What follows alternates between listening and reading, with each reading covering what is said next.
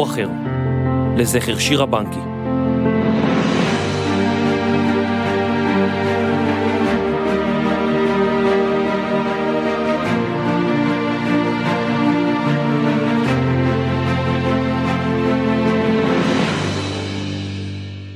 ברוכים הבאים לסדרה סיפור אחר, לזכר שירה בנקי. סדרת אודיו בהפקת דרך שירה בנקי והפודקאסט קטעים בהיסטוריה. הכפר שבחר.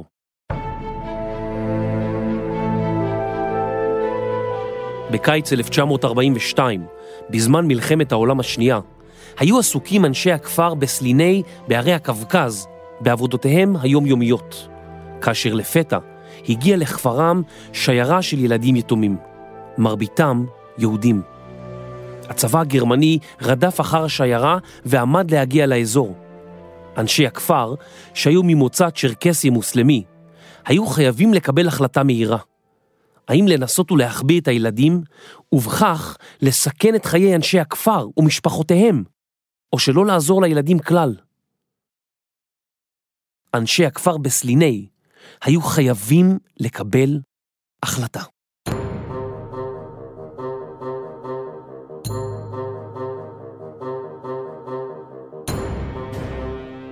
מלחמת העולם השנייה פרצה בספטמבר 1939, כשגרמניה הנאצית וברית המועצות שיתפו פעולה בכיבוש פולין.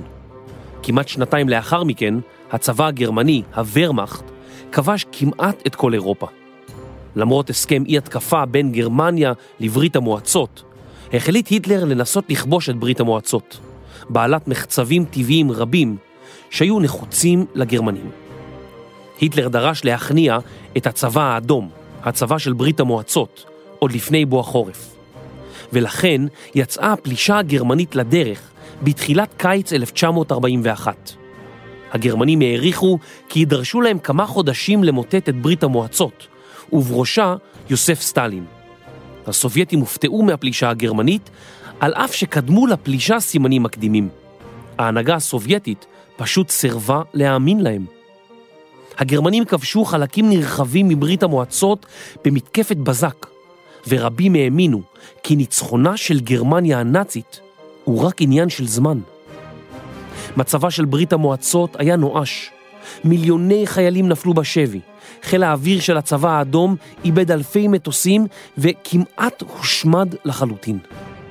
לעומתם גמעו הגרמנים אלפי קילומטרים, וניצלו את הקיץ ואת הסתיו כדי להגיע לשערי מוסקבה, ואף להטיל מצור על לנינגרד, העיר השנייה בגודלה ברוסיה, שנקראת כיום סנקט פטרבורג.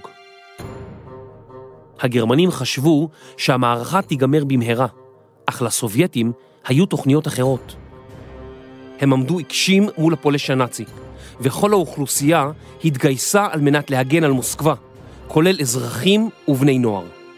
הסובייטים ידעו כי אם יצליחו להחזיק מעמד כמה חודשים, יגיע החורף הרוסי העז, שיקשה על גרמניה עד מאוד. ואכן, חורף 1942 לא יחזב, ובלם את התקדמות הוורמאכט.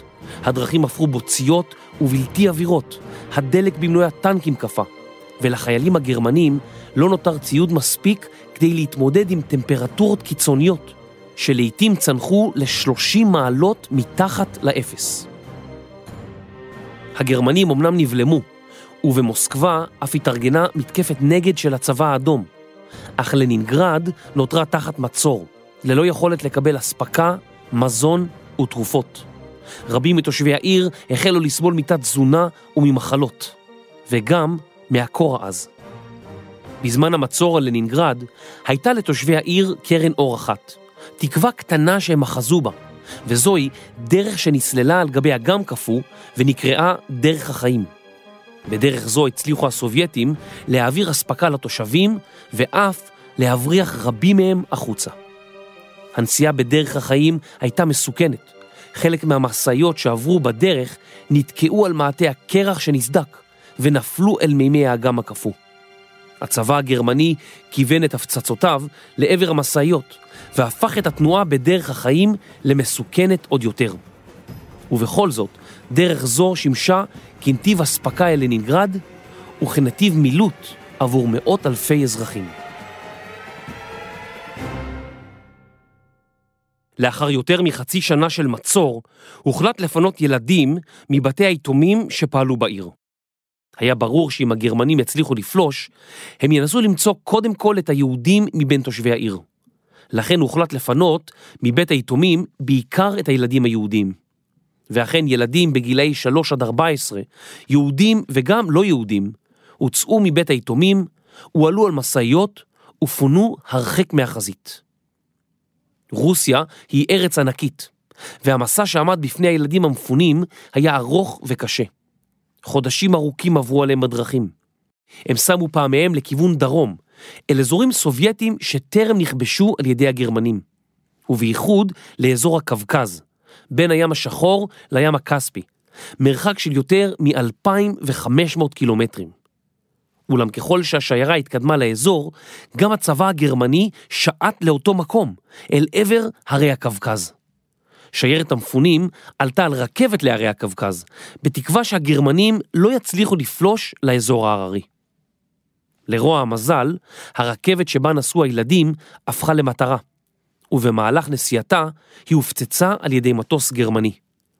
רבים מנוסעי הרכבת נפגעו, וביניהם גם הילדים שפונו מבית היתומים בלנינגרד. חלקם אף נהרגו בהפצצה. שאר הילדים הועלו על עגלות רתומות לסוסים והמשיכו בדרכם.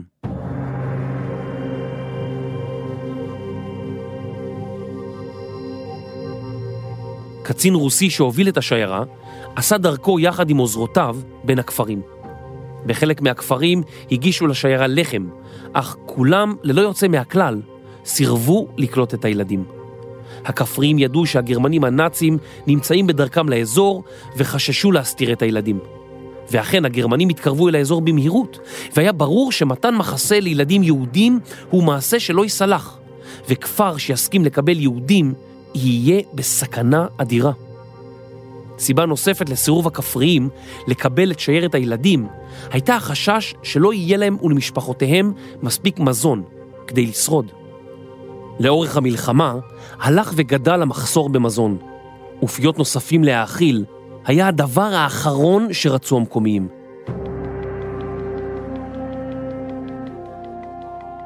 שיירת הילדים המפונים המשיכה במסעה עד שהגיע לכפר בסליני.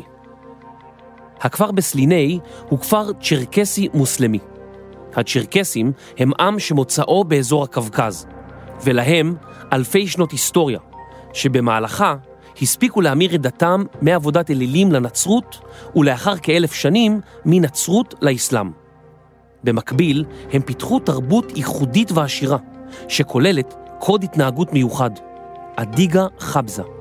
זו למעשה התורה שבעל פה, הכללים הלא כתובים שלפיהם פועלים בני העם הצ'רקסי. לקיחת אחריות ומשמעת עצמית, אומץ ונאמנות, יושרה ונדיבות. כל אלו ועוד הן המעלות הטובות של הצ'רקסי, לפי הדיגה חבזה. באמצע המאה ה-19 חוו הצ'רקסים אסון גדול. לאחר אלפי שנים שבמהלכן חיו ושגשגו בחבל הקווקז, יצאה האימפריה הרוסית לכבוש את האזור.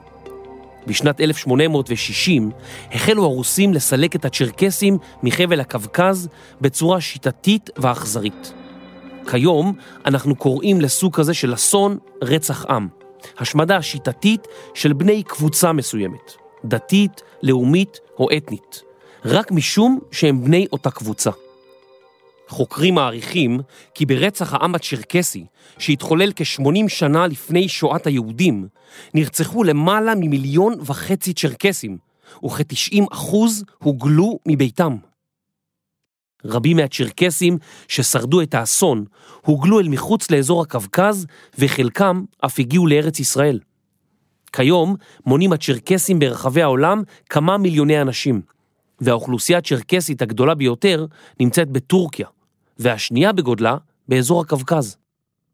בישראל נמצאים כ5,000 צ'רקסים בכפרים ריחניה וכפר קמה, שניהם בגליל בצפון הארץ.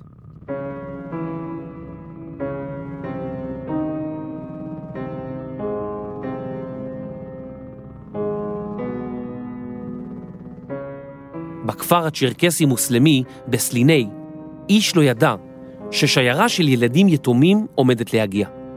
רוב הגברים היו בחזית, במלחמה. הנשים עבדו בשדות, ורק הילדים נותרו בכפר.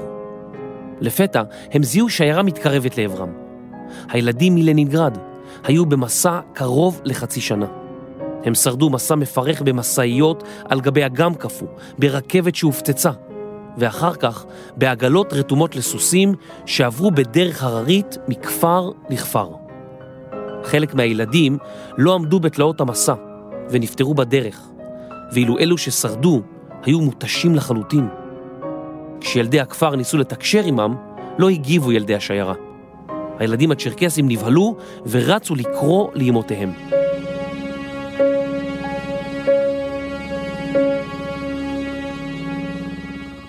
נשות הכפר שבו במהירות מעבודה בשדות. הן הגיעו אל שיירת העגלות, ומבלי להניד עפעף, החלו להוריד ילדים מהעגלה, ולחלקם בנשות הכפר. סוף סוף, לאחר תלאות רבות כל כך, נמצא לילדים מחסה. באותו יום התכנסה מועצת החכמים של בסליני, 11 מזקני הכפר, כדי להחליט מה יעלה בגורל הילדים. אנשי הכפר החליטו כי למרות הסכנה הצפויה, הילדים יישארו בכפר.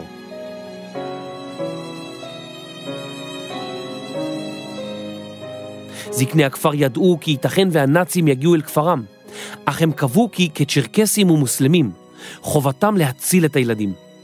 ההחלטה לא התקבלה בקלות, אך היא טעמה את הקוד המוסרי של הצ'רקסים, האדיגה חבזה, וגם את הזיכרון הלאומי של הצ'רקסים כמי שבעצמם עברו ניסיון לרצח עם.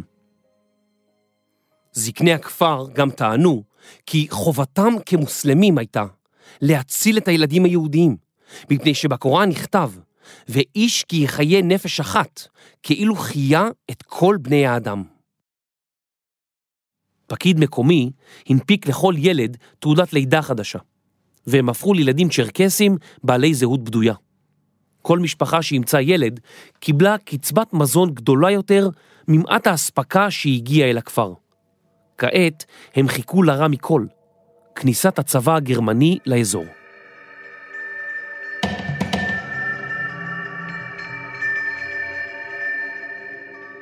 הסתרת הילדים בזהות בדויה הייתה סכנה גדולה עבור תושבי הכפר.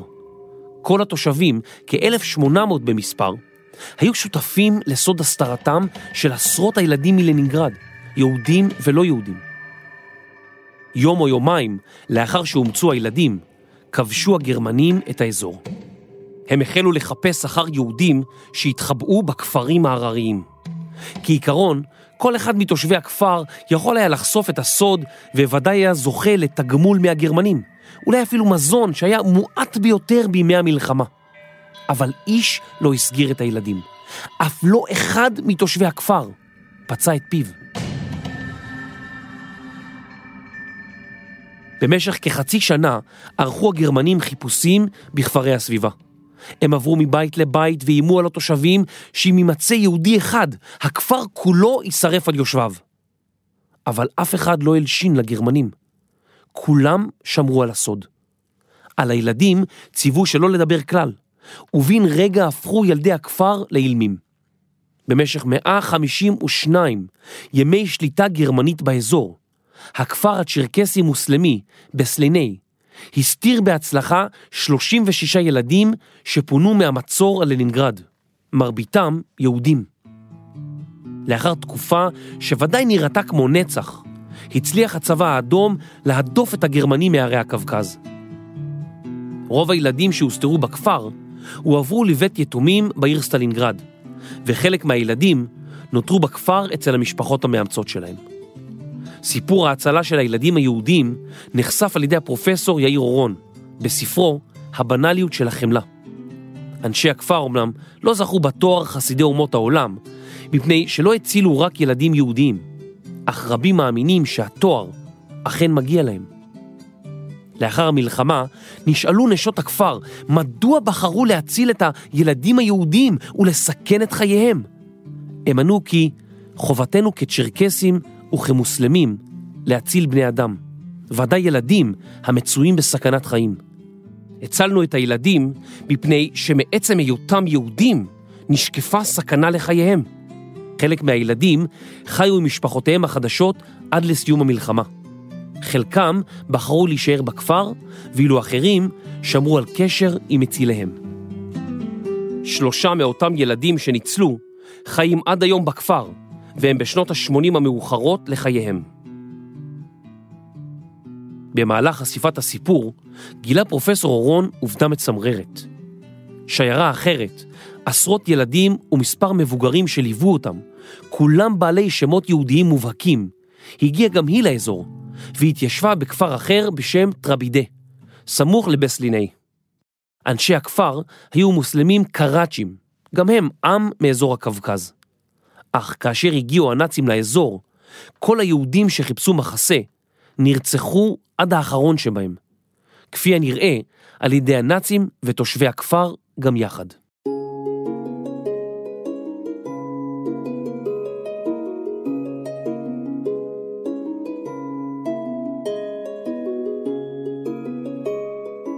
מדוע בחר כפר אחד להציל ילדים ומבוגרים זרים, ואילו כפר סמוך בחר להרוג? זאת שאלה שאין לנו עליה תשובה. אפשר רק ללמוד ממנה, כי לעתים קרובות, גם במצבים איומים ונוראים, הבחירה כיצד להתנהג היא בידינו. התנהגותם של אנשי כפר בסליני לא הייתה אירוע נוסף שהתרחש במהלך מלחמת העולם השנייה, אלא אירוע יוצא דופן. אנשי הכפר, ובעיקר נשותיו, בחרו באומץ לב, בחמלה וברחמים, בעת שנקרתה לפניהם החלטה קשה. הם שמרו על קשר שתיקה ולמעשה הצילו עשרות ילדים יהודיים מציפורני הנאצים. פרופסור אורון הקים, יחד עם קהילת היישוב היהודי ערבי בו הוא מתגורר, נווה שלום, גן זיכרון אלטרנטיבי למצילים בני כל הלאומים, אשר בחרו לקדש חיי אדם ולהציל מרציחות עמים ומהרצח השיטתי של המשטר הנאצי. בגן זה נערך בשנה שעברה טקס מרגש, אליו הגיעו 4 נציגים מהכפר בסליני, ובהשתתפות ילדים ונוער מכפר קמה. אין לדעת כיצד אנחנו נגיב במצבים של אי-ודאות תאומית, או מצבים של חיים ומוות. אך אפשר בדיעבד ללמוד ממקרים שונים, ולהגיד בפה מלא, כך הייתי רוצה, או לא רוצה, להגיב. ככל שנלמד יותר על מקרים שכאלה, נוכל לפעול בשיקול דעת, אם וכאשר יתרחשו לנגד עינינו. כשאנו שומעים את סיפורם של אנשי כפר בסליני, נשאלת השאלה המתבקשת. האם אנו היינו עושים מעשה דומה? האם אני הייתי מסכן את חיי וחיי ילדיי כדי להציל אנשים זרים? אלברט איינשטיין כתב פעם כי לעולם נשקפת סכנה רבה יותר מצד אלו המבליגים על הרוע, מאשר מצד אלו המבצעים אותו בפועל.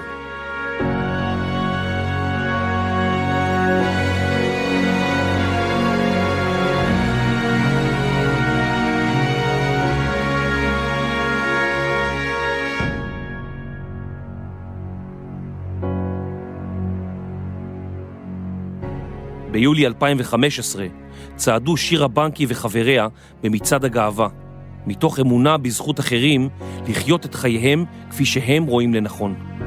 בשל הסתה, שנאה וקיצוניות, שירה, עדיין לא בת 16, נרצחה.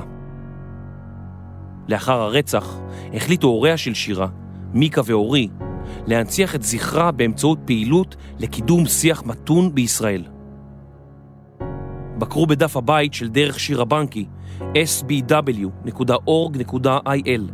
צפו בפרויקטים השונים והצטרפו לתורמים הרבים לדרך שירה בנקי.